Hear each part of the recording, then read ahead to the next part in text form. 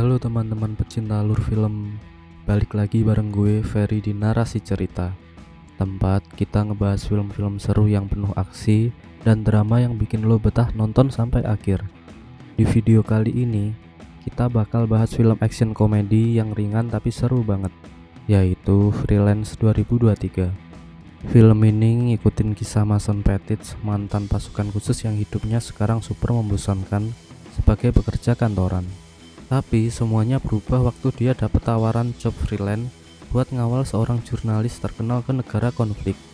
Yang niat awalnya cuma buat kerjaan gampang dengan bayaran besar, malah berubah jadi misi kacau balau penuh tembak-tembakan, kudeta, dan aksi menegangkan.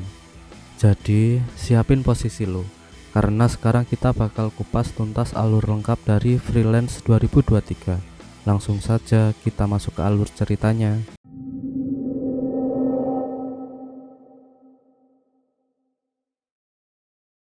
It's like everything inside you is moving together in harmony. Film ini diawali dengan kegiatan militer, dan di situ diceritakan tentang kehidupan seorang yang bernama Mason Pettit yang memulai karirnya di dunia militer. Seiring berjalannya waktu, Mason direkrut ke dalam pasukan khusus Angkatan Darat Amerika Serikat dan menikah dengan seorang wanita yang bernama Jenny Pettit yang sangat dia cintai serta dikaruniai seorang anak perempuan. Tidak lama setelah itu, Mason mendapatkan sebuah misi, yaitu untuk menyingkirkan seorang diktator yang bernama Venegas dan merupakan presiden negara kecil yang bernama Paldonia. Namun, ketika Mason diturunkan di lokasi misi, tiba-tiba helikopter yang dia tumpangi beserta teman-temannya di dalamnya ditembak jatuh oleh tentara Paldonia. Hal itu pun membuat Mason terjatuh dan menghantam tanah, dan akhirnya misi tersebut pun gagal. Oleh karena itu, Mason mendapatkan cedera tulang belakang. Di sini Mason adalah anggota satu-satunya yang selamat dari kejadian naas itu, dan kemudian diistirahatkan dari Angkatan Darat. Tetapi Mason saat ini kurang senang, karena sekarang dia harus menafkahi keluarganya dengan bekerja sebagai seorang pengacara swasta. Saat pagi hari sebelum Mason berangkat ke kantor, dia lebih dulu mengantar putrinya yang bernama Casey ke sekolah. Di situ Casey bercerita kalau dirinya telah dibully oleh teman sekolahnya. Lalu Mason pun menyarankan agar memukul tenggorokan si pembuli jika dia membuli lagi. Bye, Daddy. You have a great day, okay?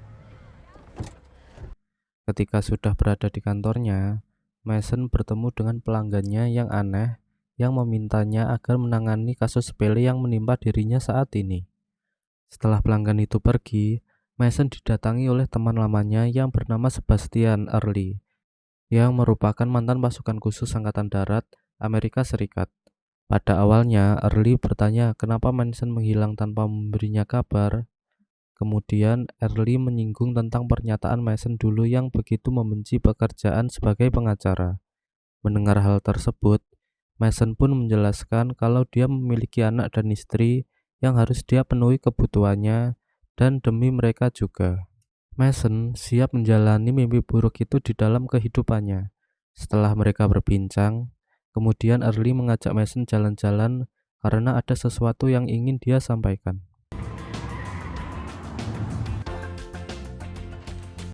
Sesampainya di sebuah tempat, Early memperkenalkan perusahaannya yang bernama CDI. CDI ini merupakan pelayanan kontrak jasa keamanan tingkat tinggi.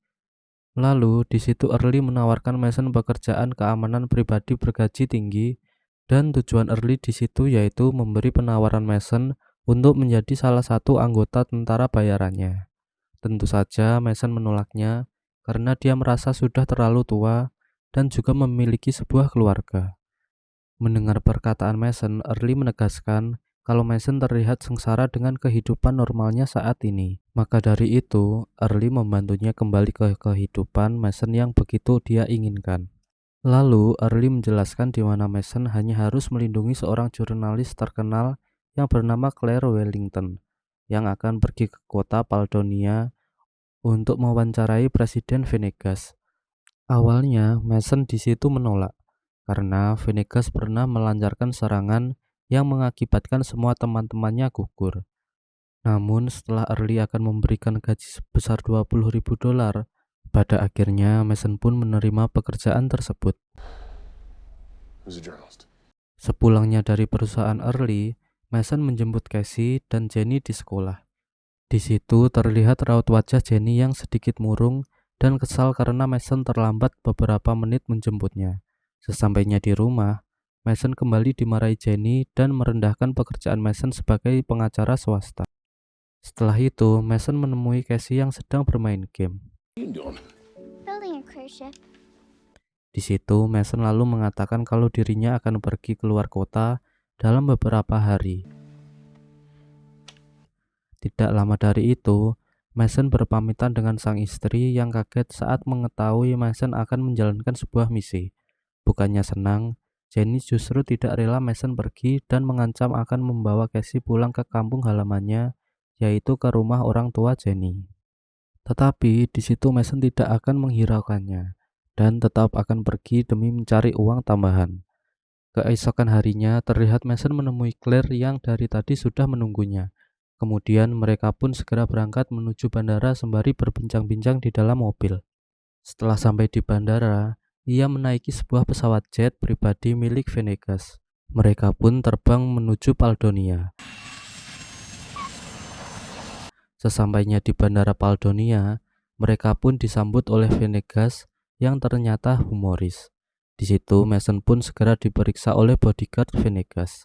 Dan setelah dirasa sudah aman, mereka pun akan dibawa ke gedung istana untuk melakukan wawancara.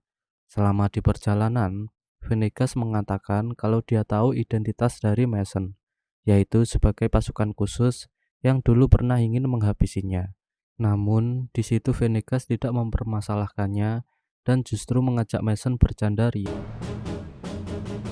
Mereka lalu melintasi sebuah pasar di mana para masyarakat di sana terlihat sangat membenci Venegas. Setelah melewati pasar, Venegas membawa mereka ke pedesaan yang adalah tempat kelahirannya.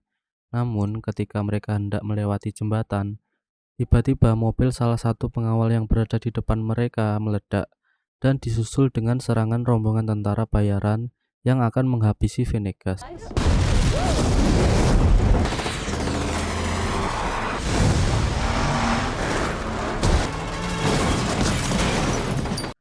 Kemudian Venegas mengecek jasad para tentara bayaran tersebut.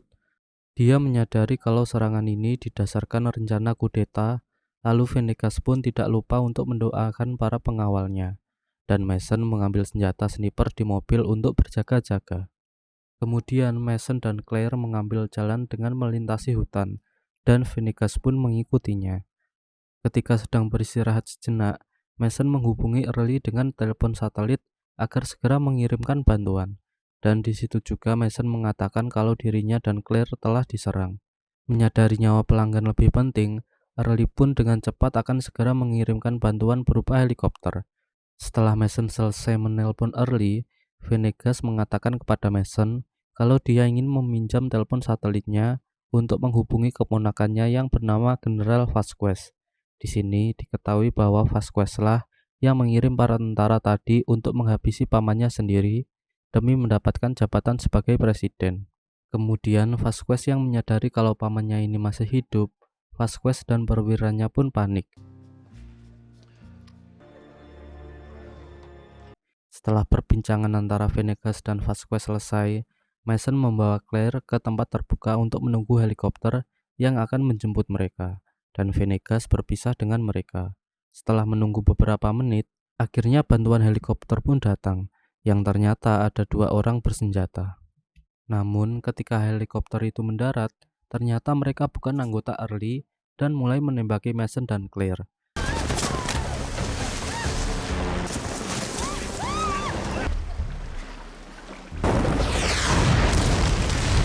Setelah melewati sungai, Mason mulai merasa lelah dan memutuskan untuk menembak jatuh helikopter tersebut dengan senjata snipernya, sembari direkam oleh Claire.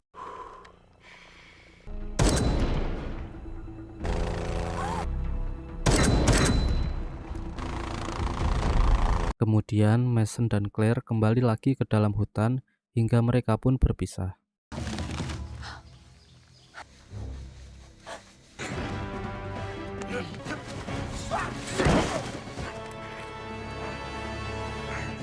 Setelah Mason berhasil menghabisi satu tentara itu, tentara yang satunya lagi datang dan langsung memukulkannya senjata kepada Manson. Namun, belum sempat tentara itu menembak Mason dan Claire, dia lebih dulu ditembak oleh Venegas. Di sisi lain, terlihat Vasquez mendatangi jatuhnya helikopter bersama perwiranya. Vasquez lalu dihampiri oleh perwiranya. Kemudian Vasquez menempatkan pemimpin tentara bayaran yang dia sewa bernama John Coherce, yang merupakan mantan kolonel Angkatan Darat Afrika. Kemudian Coherce di situ menyindir jika kliennya tidak akan suka ketika mengetahui Venegas masih hidup dan membuat masalah. Vasquez pun kembali menyindirnya bahwa anak buah Coherce lah yang telah gagal menghabisi Venegas. Lalu keadaan pun mulai tegang ketika mereka mulai berdebat tentang kerjasama mereka.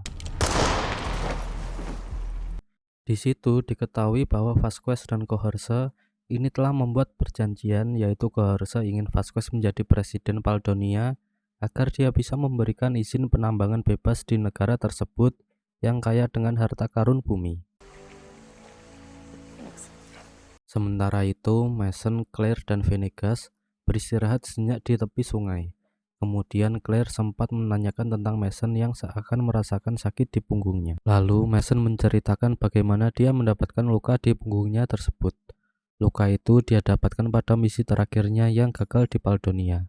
Mendengar hal tersebut, Claire pun ikut bersedih. Setelah Claire menanyakan apakah status Mason masih beristri atau cerai, Mason pun menjawab bahwa mungkin hubungannya dengan istrinya kini berpisah. Mason juga menceritakan bahwa dia berusaha menjalani kehidupan normal dengan menjadi seorang pengacara.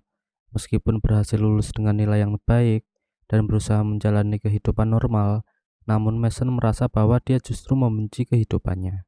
Hingga akhirnya dia pun harus memilih untuk kembali ke jalannya, menjadi seorang tentara meskipun saat ini hanyalah tentara bayaran pribadi. Lalu Venegas membawa Mason dan Claire ke sebuah pedesaan yang bernama Sabrina.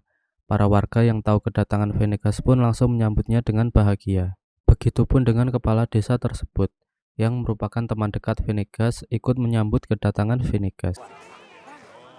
Tidak lama dari itu, setelah mereka selesai merapikan diri, sore harinya Claire mulai mewawancarai Venegas dan direkam oleh Mason. Dalam wawancaranya tersebut, Venegas mengungkapkan fakta bahwa selama menjabat dirinya, seringkali mendapatkan ancaman pembunuhan dari orang-orang luar yang ingin mengambil alih dan membeli sumber daya Paldonia dengan harga yang relatif murah. Sumber daya yang mereka incar sebenarnya adalah tanah Paldonia, karena semua tanah di negara ini mengandung lantanida, yaitu sebuah logam langka yang menjadi bahan dasar berbagai macam-macam barang elektronik. Itulah kenapa orang luar melakukan segala cara untuk menyingkirkan Venegas dari menyebarkan berita buruk tentang Venegas, hingga ancaman pembunuhan dan lain sebagainya. Namun, Venegas tidak menyerah begitu saja karena Paldonia adalah rumahnya dan peninggalan nenek moyang semua warga Paldonia. Setelah wawancara itu selesai, saat malam harinya, para warga kemudian mengadakan pesta untuk menyambut Mason dan Claire. Keesokan harinya, Mason mengajak Claire untuk pulang karena misinya sudah selesai. Namun, Claire mengatakan kalau wawancara saja itu tidak cukup untuk membuktikan bahwa Venegas benar-benar presiden yang baik untuk rakyatnya. Tiba-tiba, Venegas pun datang yang membenarkan hal tersebut dan dia mengajak Mason untuk pergi ke ibu kota guna memperbaiki permasalahannya dengan keponakannya, yaitu Vasquez. Di situ juga, Venegas menanyakan tentang alasan Mason yang dikirim kembali ke negara ini, padahal dirinya sudah diperistirahatkan dari militer. Karena merasa bingung, kemudian Mason segera menghubungi Early untuk menanyakan apa tujuan sebenarnya kenapa dirinya dikirim kembali ke Paldonia. Lalu, Early menjawab dengan jujur bahwa dia mendapatkan klien gelap yang mau membayar mahal untuk menghabisi Venegas, dan Masonlah yang Early pilih untuk menjalankan misi tersebut. Karena Mason masih memiliki dendam kepada Venegas yang telah menembak jatuh helikopter Mason dan timnya di awal cerita tadi. Setelah mengakhiri pembicaraannya dengan Early, Mason masih bingung dan mengurungkan niatnya untuk menghabisi Venegas. Kemudian lebih memilih membawa Claire untuk segera pergi. Namun, di saat yang bersamaan juga, Coherce bersama komplotannya datang, Lalu Cohorse berbincang dengan kepala desa di situ dan langsung memukulnya agar mendapatkan informasi tentang keberadaan Venegas saat ini. Melihat teman dekatnya itu dipukuli oleh Cohorse, Venegas pun dengan nekat menemuinya. Mason yang menyadari kalau nyawa Venegas sangat penting bagi Paldonia, dia pun segera menunggangi kuda ternak untuk membawa Venegas pergi dari situ. Let's go! Let's go!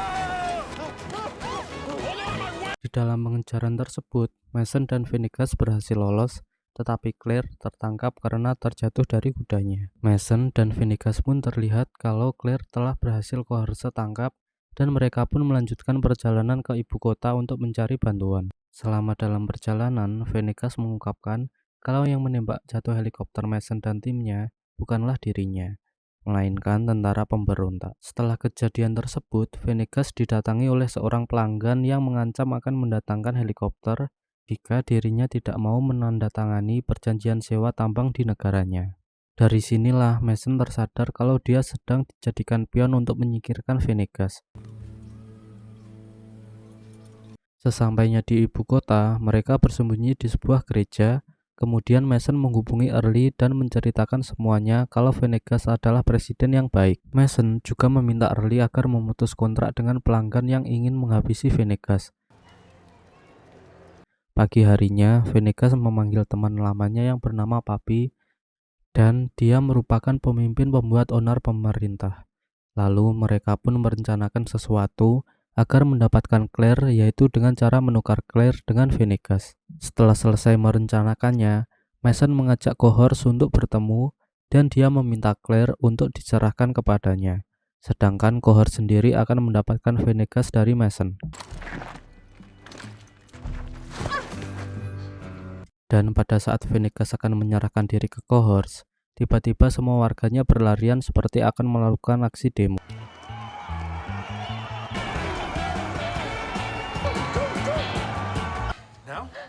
Mereka bertiga pun kemudian pergi ke istana kepresidenan melalui jalan rahasia yang sengaja dibuat oleh Venegas untuk menghindari rencana pembunuhan. Sesampainya di kantor presiden, mereka bertemu dengan Vasquez yang terlihat panik melihat pamannya masih hidup. Meskipun keponakannya ini sudah jahat kepadanya, Venegas tetap menyayanginya dan dia mengatakan agar Vasquez memilih pamannya daripada bekerja sama dengan orang luar karena sebenarnya Vasquez juga dipaksa oleh beberapa pihak. Akhirnya dia pun mau berpihak kepada pamannya.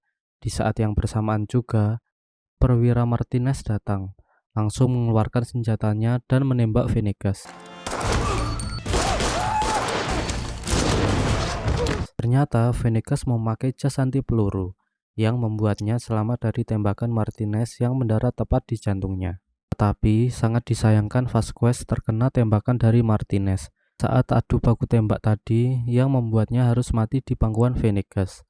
Tidak lama kemudian, para tentara Paldonia datang untuk menangkap Venegas. Akan tetapi, di situ Venegas menegaskan kalau dia sedang berjuang melawan penjajah yang ingin mengambil sumber daya negaranya. Di saat yang bersamaan juga, Cohorse dan komplotannya datang mengepung ruangan kantor presiden.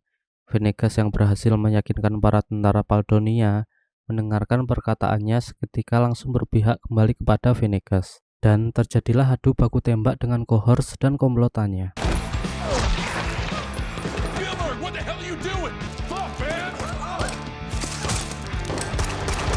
Ketika di tengah terjadinya adu baku tembak, di situ Venegas segera membawa pergi Mason dan Claire melalui pintu rahasia. Mereka bertiga pun masuk ke sebuah ruangan Venegas untuk bersembunyi. Namun tidak lama dari itu listrik pun tiba-tiba padam. Karena hal itu, mereka bertiga akhirnya terpaksa keluar ruangan untuk mencari bantuan. Ketika akan melanjutkan perjalanannya, mereka berhasil ditemukan oleh Cohorse dan adu baku tembak pun terjadi. Mereka bertiga pun berpisah.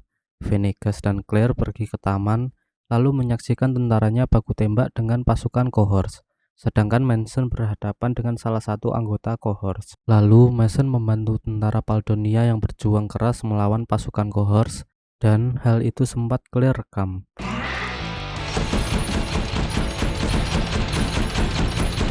Ketika Mason mulai kewalahan, Early dan pasukannya pun datang tepat waktu membantu Mason. Karena kedatangan Early dan pasukannya ke istana, membuat komplotan Cohorse mundur dari sana. Beberapa hari kemudian, Claire memposting semua kejadian yang dia rekam selama di Paldonia dan menarik semua media di dunia.